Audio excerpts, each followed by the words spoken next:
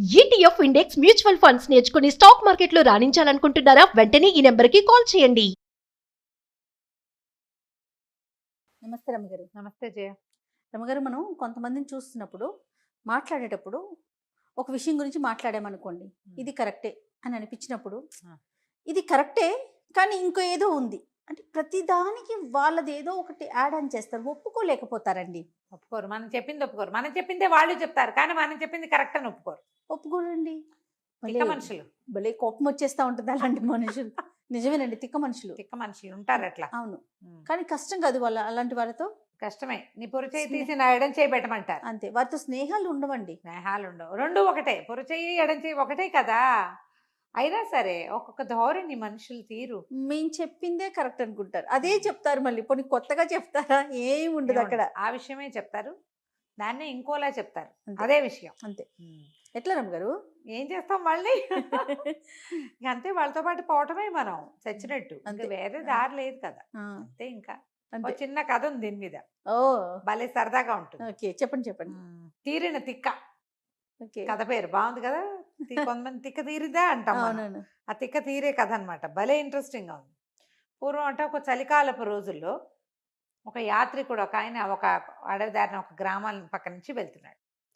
చాలా చలిసేస్తుంది. ఒక గుడిసెలో, ఒక ఇంట్లో, గుడిసె అనకూడదు, ఒక ఇల్లే ఉంది. పూరిల్లే చక్కగా ఉంది. దీపాలు కనపడుతున్నాయి, మంట వెలుగు తెలుస్తోంది. వాళ్ళ ఇంటి దగ్గర ఆగాడు ఈ యాత్రికుడు. ఆగి తలుపు కొట్టాడు. అది ఇంట్లో ఒక్క ఆయనే ఉన్నాడు. ఇల్లు శుభ్రంగా ఉంది. ఒక పక్కన మంట వెలుగుతోంది. ఆ తర్వాత ఏమంటే కుంపట్లు అవి పెట్టుకుంటారు కదా, ఊళ్ళల్లో కుంపట్లు పెట్టుకుంటారు లేదా పొయ్యి పెట్టుకుంటారు. ఇంట్లోనే ఓ పక్కన పొయ్యి వెలుగుతోంది, లాంతరు ఉంది. కనపడుతుంటే ఈయన అన్నాడు, అయ్యా నేను యాత్రికుడినండి, ఇవాళ చలి చాలా చంపేస్తోంది. మరి ఈ రాత్రికి మీ ఇంట్లో నన్ను వెచ్చగా పడుకొని తినడానికి ఏదైనా ఇంత పెట్టారంటే రాత్రికి పడుకుని రేపు పొద్దునే లేచి నా దారి నేను వెళ్ళిపోతానండి, ఏమైనా అట్లాంటి ఆశ్రయం ఇవ్వగలరా అంటే ఆయన అన్నాడు, మా ఇంట్లో నేను ఒక్కడనే ఉంటాను.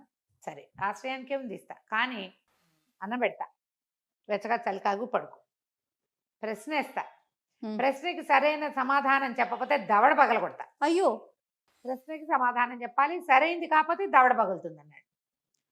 అనగానే ఈయన కొంచెం తిక్కుందని ఈయనకి అర్థమైంది యాత్రికుడికి. ఏమడుగుతాడు అంతగా? పైగా మనం ఊళ్ళన్నీ చూస్తున్నాం, మనకు తెలియని వింటా విడ్డూరమా? ఏదో చెప్తే పోలా అనుకుని సరేనన్నాడు. కాలక్షేపానికి అండి అని. అవును అన్నాడు. సరే, వెచ్చగా చలిగాగు, దాని దగ్గర కూర్చో, పొయ్యి దగ్గర, నేను లోపల వంట ముగించేస్తాను అన్నాడు. పొయ్యికి, వంటకి ఒక పొయ్యి ఉంది, చలిగాగడానికి వెచ్చగా ఇంకో నెగడి లాంటిది ఏదో లోపల, ఇంటి లోపల భాగంలోనే ఉంది. ఈయన పొయ్యి చలి కాగుతూ అలా బయట తిరిగి వచ్చిన చల్లదనం అంతా పోగొట్టుకున్నాడు. బట్టలు అవి వెచ్చబడ్డాయి. స్థిమితంగా కూర్చున్నాడు. ఆయన ఏదో కాస్త అన్నం వండాడు, అంత పులుసు ఏదో కచ్చాడు, ఏవో 2-4 వేపుడు ముక్కలు లాంటివి ఏవో ఉన్నాయి. సరేరా అన్నం తిందాం అన్నాడు. ఇద్దరు కలిసి భోజనం చేశారు. చక్కగా భోజనం పెట్టాడు. అయితే ఈ కూర్చున్నప్పుడు ఈయన చూశాడు, ఒక పిల్లి ఉంది ఇంట్లో. అది ఒక మూలగా తోక చక్కగా ముంచుకుని చుట్టుకుని ఇట్లా పడుకుంది. పిల్లులు భలే తమాషాగా పడుకుంటాయి. తోక అన్ని దగ్గరికి తీసుకుని ముచ్చటగా పడుకునింది. చలికి, బయట చలి, నడిస్తే చలేస్తుంది, ఇంట్లో వెచ్చగా ఉందిగా, ఓ పక్కన పడుకున్నది. సరే, పిల్లి లేచి రాల, కూర్చునే ఉంది. ఈయన భోజనం అయిపోయాక గిన్నెలోని సర్దేశాడు. ఇల్లంతా హాయిగా వెచ్చగా సుఖంగా ఉంది. పక్కలేసాడు. పక్కేసిన తర్వాత ఇప్పుడు రా, నేను ప్రశ్నలు అడుగుతాను. సరే, ఏదో అడుగుతాడు కదా అని ఏమన్నాడు, అదేమిటి అని పిల్లిని చూపించి అడిగాడు.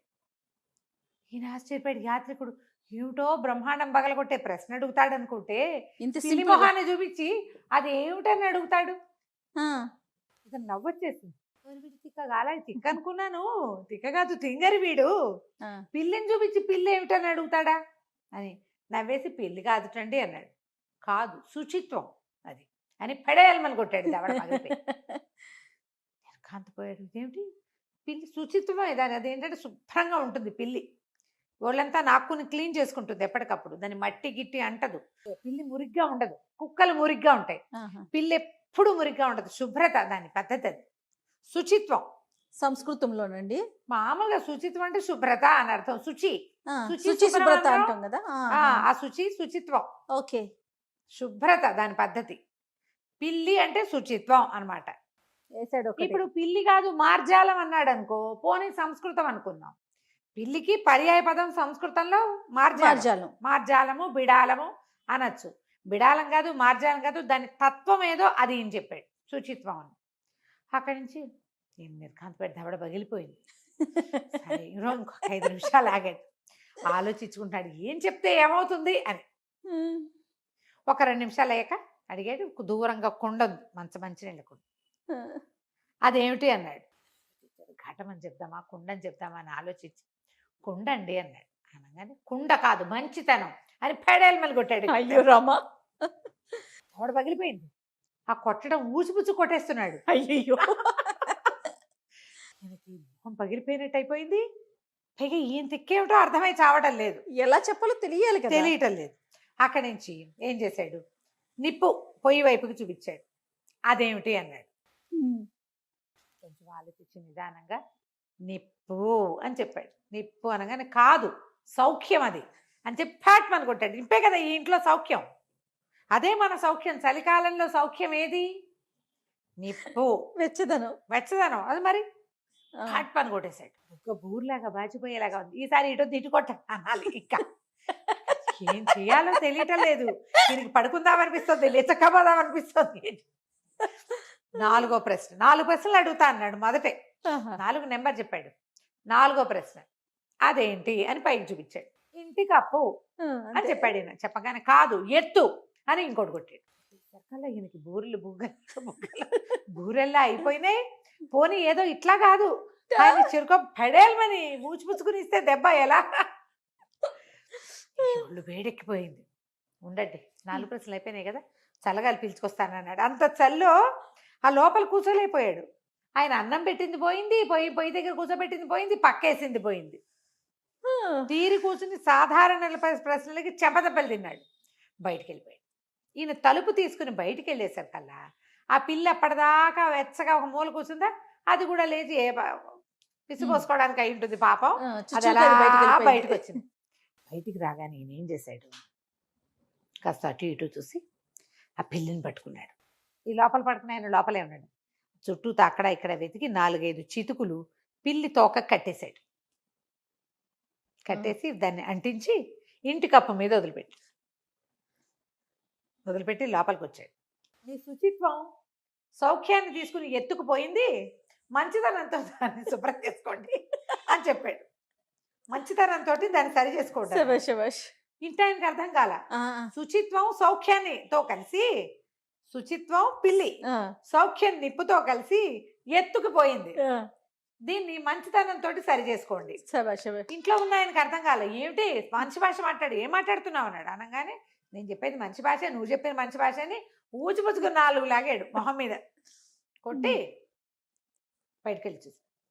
ఆయనకి దెబ్బలు తిన్నాక గుర్తొచ్చింది. దెబ్బలు కొట్టించుకున్నాక నేను చెప్పినవేని ఆయన లబో దిబోని బయటకు వచ్చేసరికల్లా నడికప్పు అడ్డుకుపోయింది. ఈయనేమో యాత్రికుడు తన సంచి తీసుకుని బయటకు వెళ్ళిపోయాడు. ఎక్కడో చోట పడుకుందాం, ఈ మెంటల్ వాడి దగ్గర పడుకున్నా రాత్రి సౌఖ్యం ఉండదు మా దగ్గర అని వెళ్ళిపోయాడు.